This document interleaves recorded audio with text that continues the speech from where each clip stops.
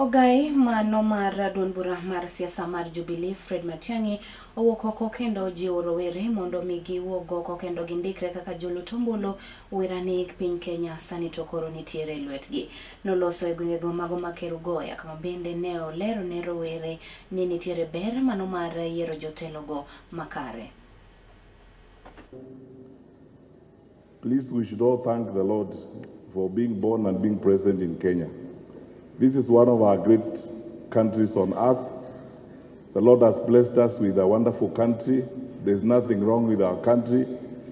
It's the mistakes that we have made sometimes in the management of our nation, which all of us seek to correct humbly and genuinely to ensure that we can be better and we can have a better day tomorrow than we have today.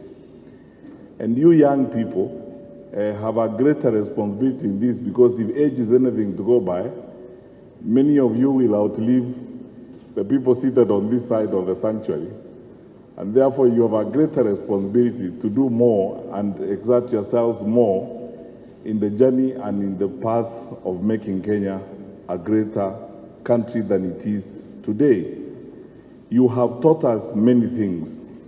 From the happenings of the 25th of June 2024, you've taught us that it's possible to live in this country tribelessly, that it's possible to live in this country focusing on the things that need to be done. And that's why I am so grateful to see so many young people volunteering themselves and stepping into the responsibilities of leadership. I want to encourage you young people. Let us now occupy leadership. Let's not just talk about occupying the spaces we have been occupying. The 2027 general election should be about young people occupying leadership at all cadres, so that you make the changes that you desire and the changes you would like to see in your country. I love the drive that even the church is supporting of objective, peaceful, inclusive conversation on the future of our country.